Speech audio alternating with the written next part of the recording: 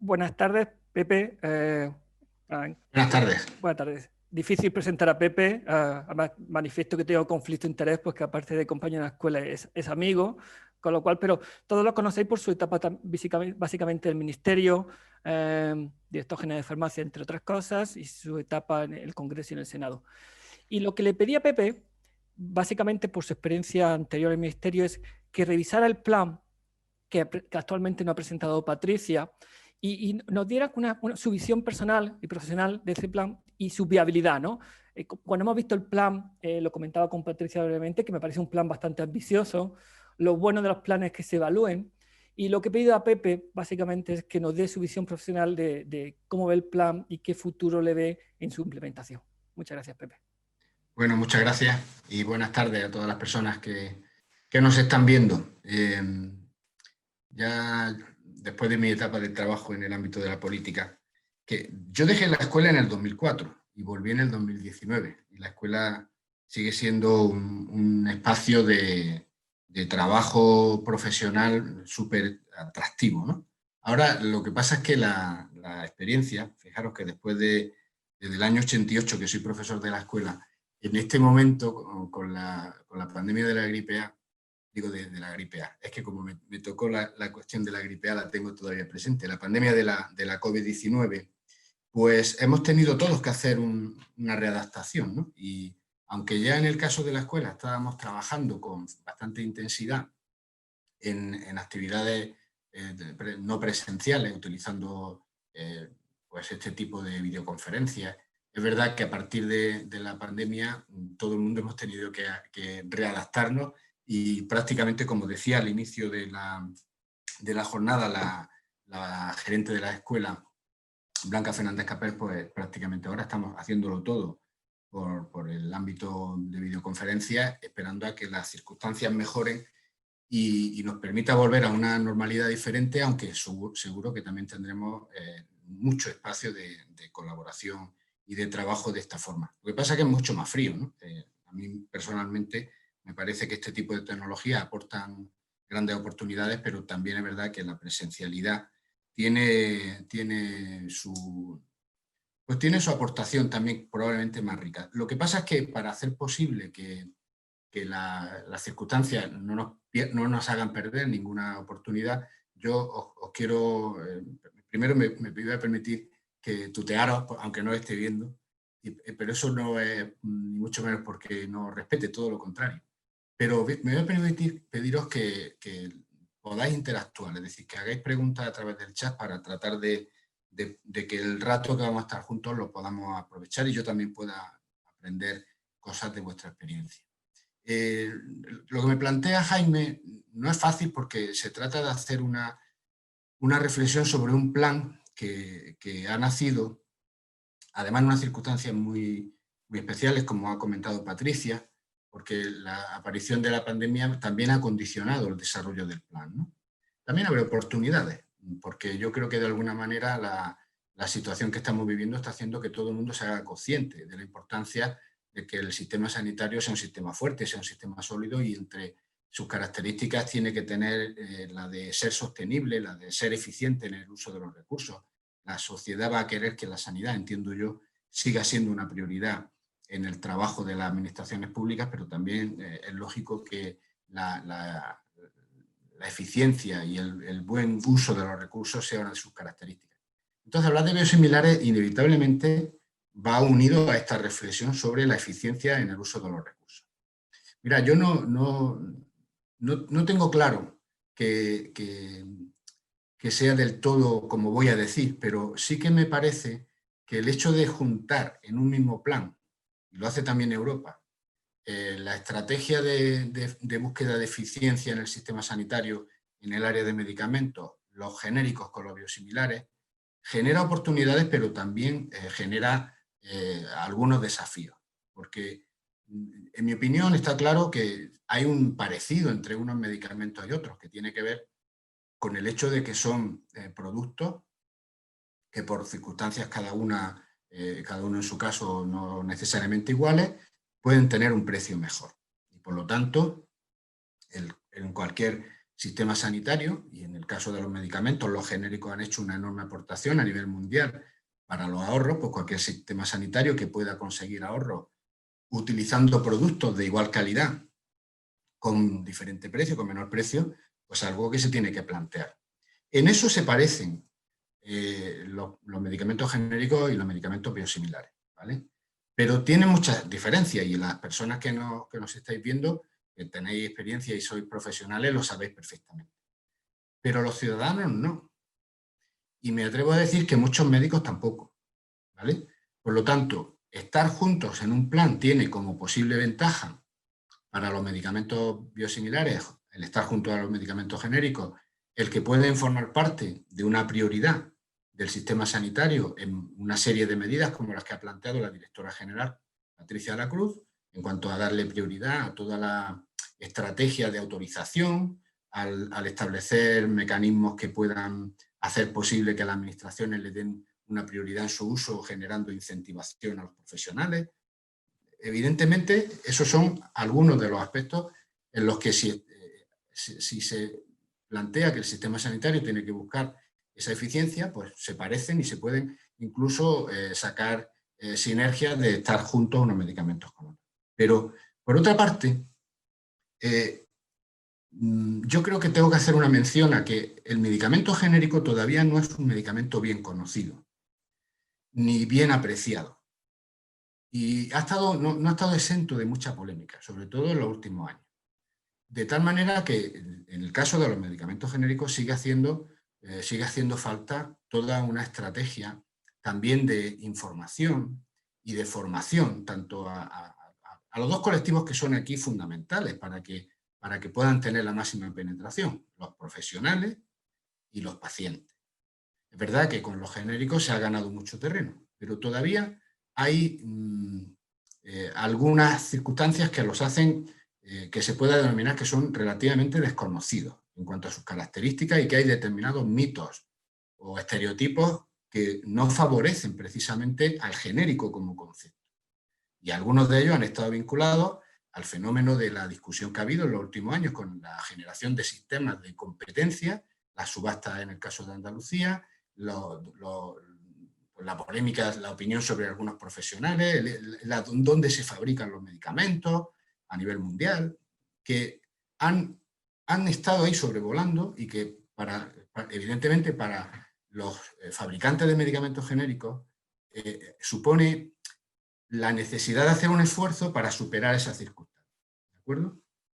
Y no es casualidad que después de bastantes decenios de existencia de los genéricos todavía tenemos la dificultad de que sean bien conocidos, bien apreciados y bien valorados, ¿de acuerdo? Asumiendo que se ha ganado mucho terreno. Con el caso de los medicamentos biosimilares sucede que son más novedosos, son medicamentos que evidentemente tienen un proceso de elaboración más específico, más exigente si cabe, o más complejo que los medicamentos genéricos, y por lo tanto el uso en cuanto a la intercambiabilidad, algo que se va a ver esta tarde, no es tan sencillo ni tan automático como en el caso de los medicamentos genéricos, que también está discutido, probablemente por desconocimiento, ¿vale?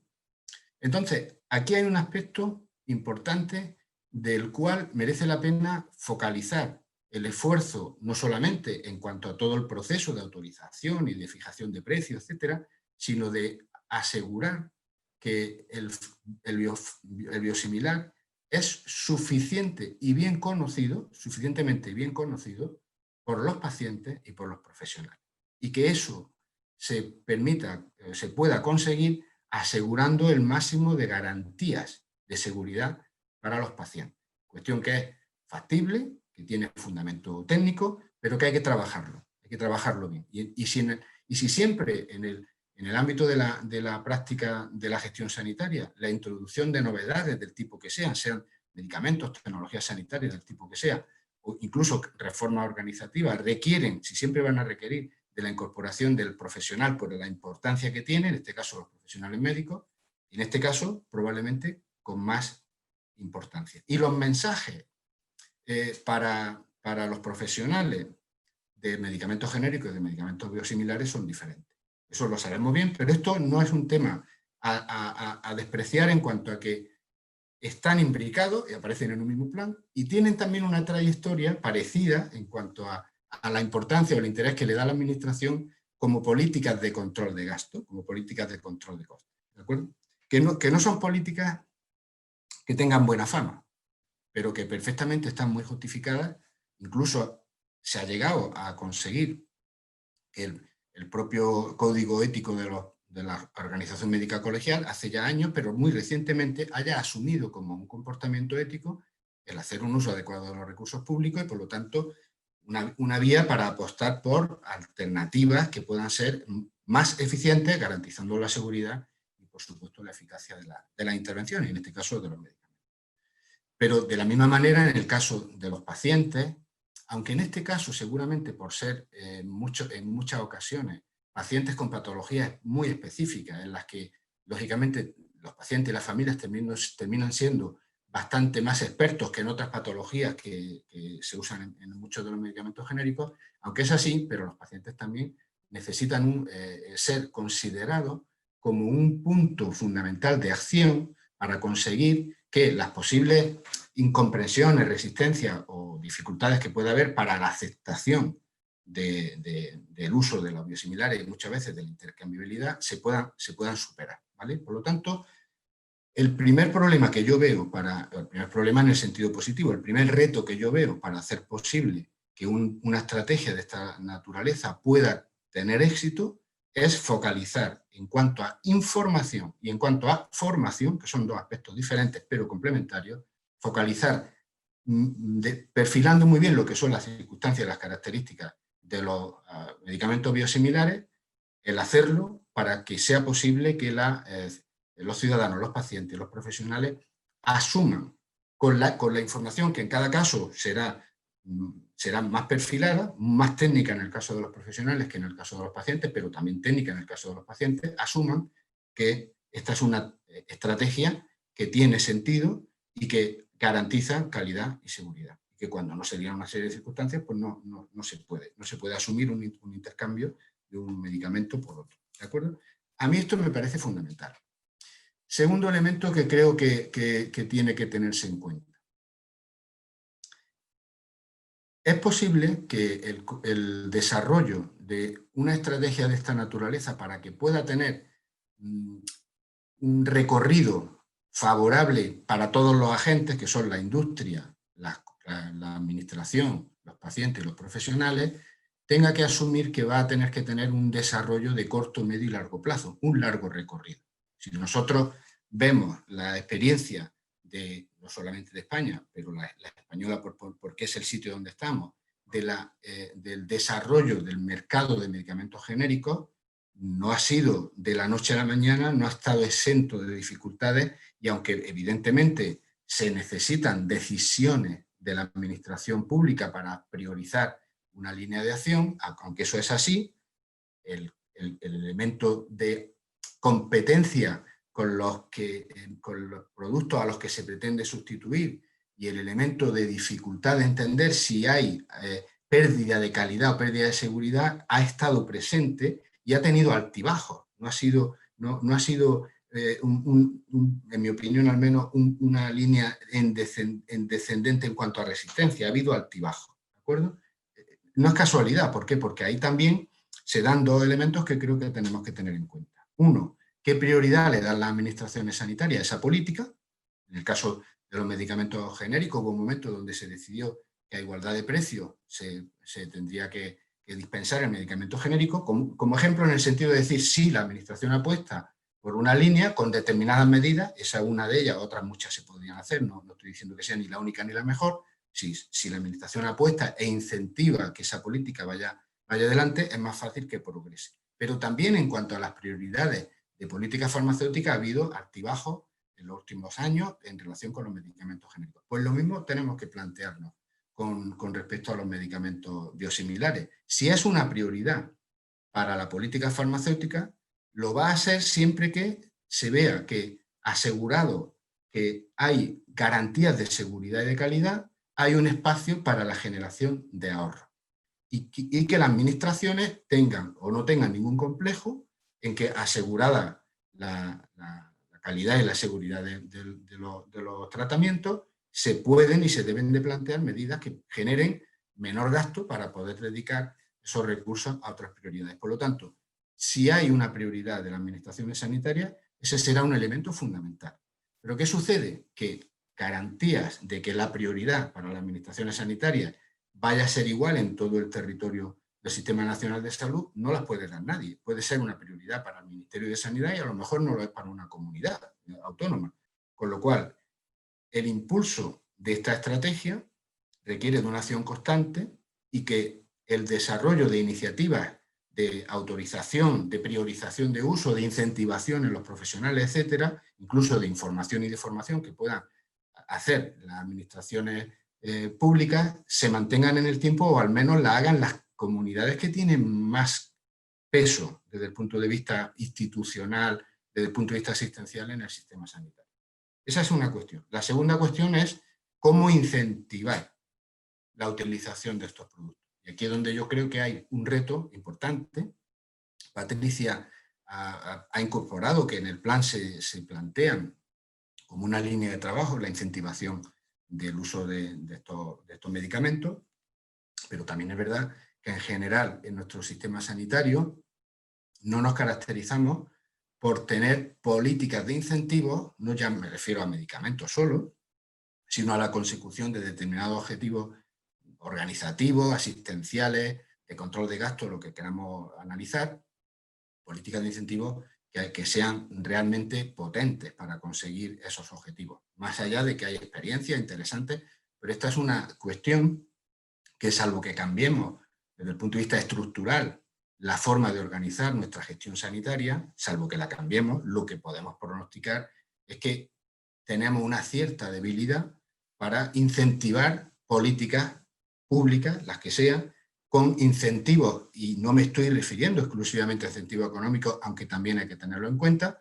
con incentivos que lleguen al prescriptor, en este caso, porque estamos hablando de medicamentos, que pueda tomar esa decisión. Con lo cual, en la medida en que ese tipo de incentivos puedan servir y sirven para hacer posible que unos objetivos organizacionales se puedan conseguir, pues nosotros ahí tenemos una relativa debilidad. Y esto hace pensar que de no cambiar ese planteamiento estructural, en la consecución de que esta sea una política que consiga el máximo de penetración, va a requerir tiempo, va a requerir convencimiento, va a requerir una acción bastante sostenida, pero va a requerir tiempo.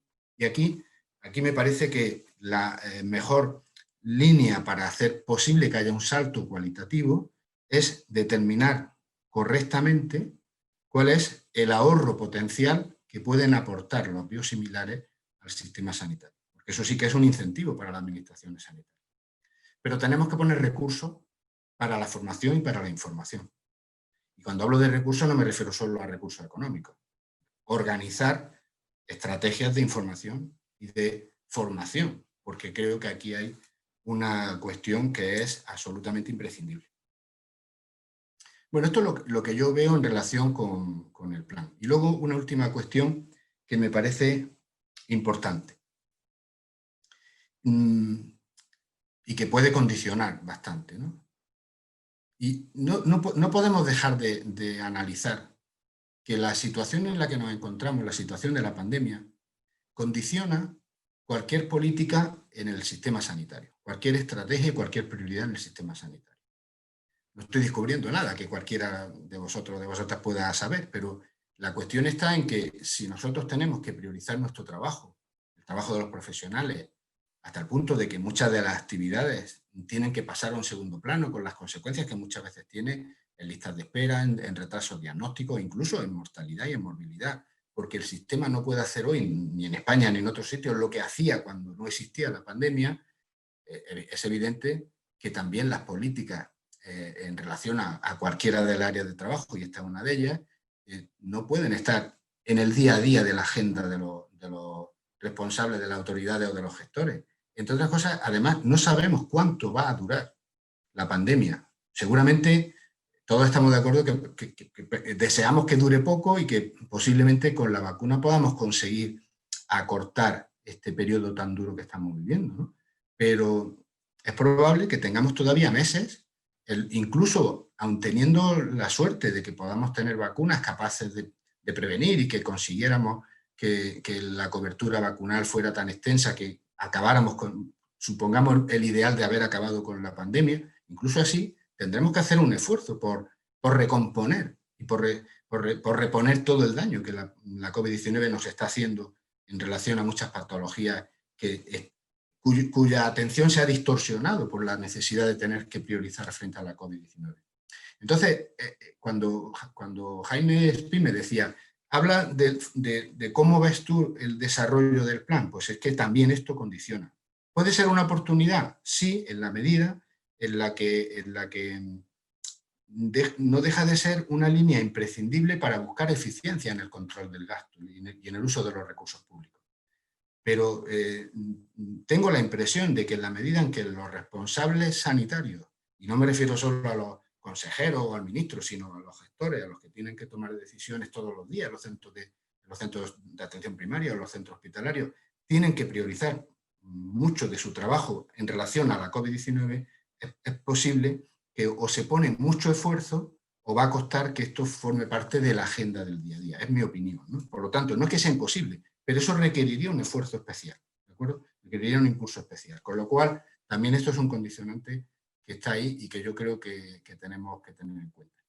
En cualquier caso, y termino, me parece fundamental reiterar que o conseguimos un mejor conocimiento de los biosimilares, que por supuesto se tiene que adaptar a cada fármaco concreto, o conseguimos mejor conocimiento por parte de los profesionales y una adhesión en el mejor sentido del término, no estoy hablando de nada coaccionado, sino una adherencia de los profesionales al biosimilar, o tendremos dificultades para poder conseguir avances rápidos en la implantación del plan y en el abordaje de los mecanismos que estamos pensando que nos pueden dar beneficios en salud y beneficios económicos por la aplicación de los biosimilares. Pero sí es cierto que es muy positivo el hecho de que tanto Europa como en el caso español las autoridades estén planteando que esta es una línea a desarrollar.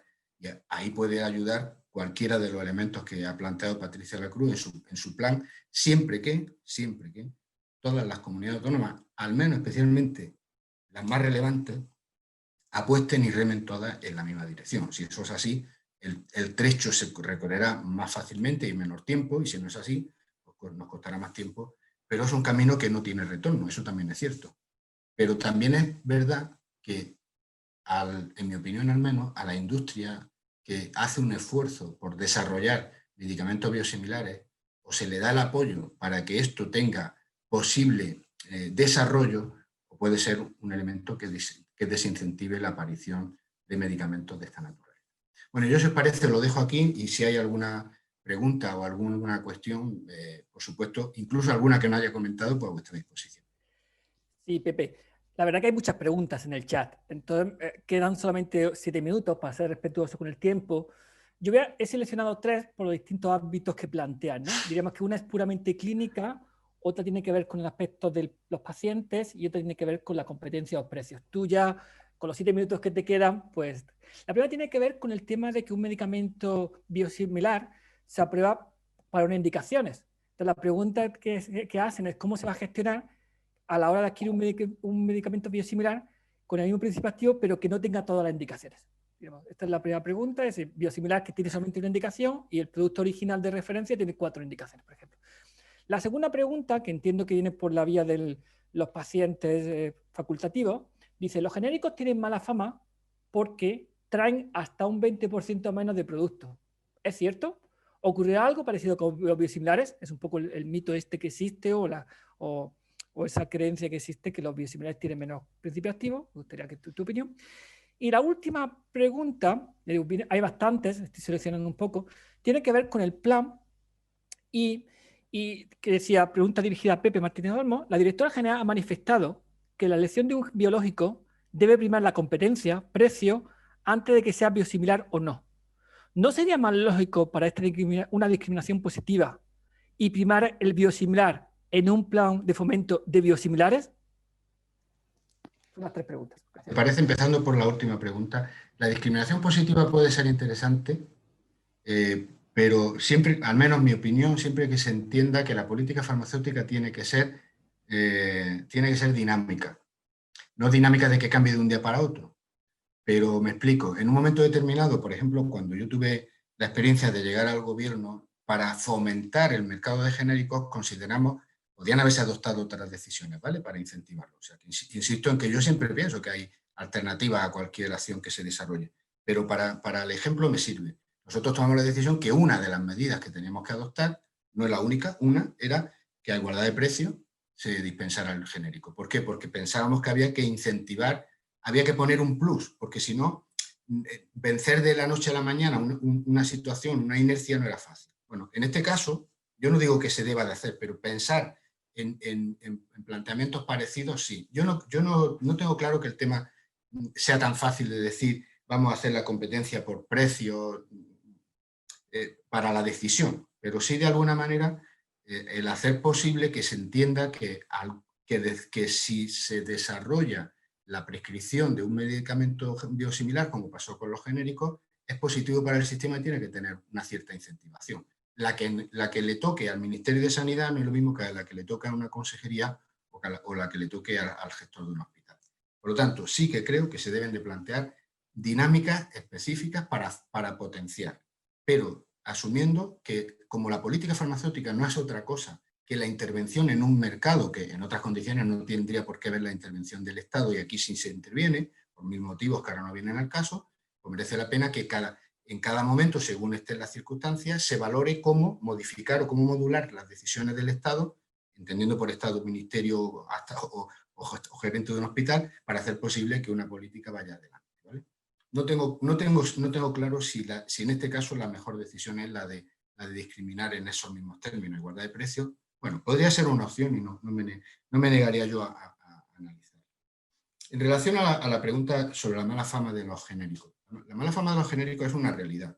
En algunos casos puede tener alguna base la crítica sobre las diferencias en efectividad, pero en general los elementos que han hecho que quienes defienden una posición contraria a los genéricos estén ahí no tienen base, es mi opinión, ¿vale? O al menos creo que es así. Pero en cualquier caso, son argumentos sobre los que hay que trabajar. Y hay que trabajar con información verídica y con formación, ¿de acuerdo? Porque si no, nos encontraremos que, como al final de cuentas es importante el profesional, es importante el paciente, en la medida en que esto no esté claro, pues no estarán favorables a políticas en este sentido. Entonces, de la misma manera, puede contaminarse la opinión, cuanto más lejanos estemos de los conocimientos científicos, más fácil es entre lo que son las dudas que hay sobre los genéricos y lo que puedan ser dudas que ocurran con los biosimilares. Por eso creo que la única opción es trabajar constantemente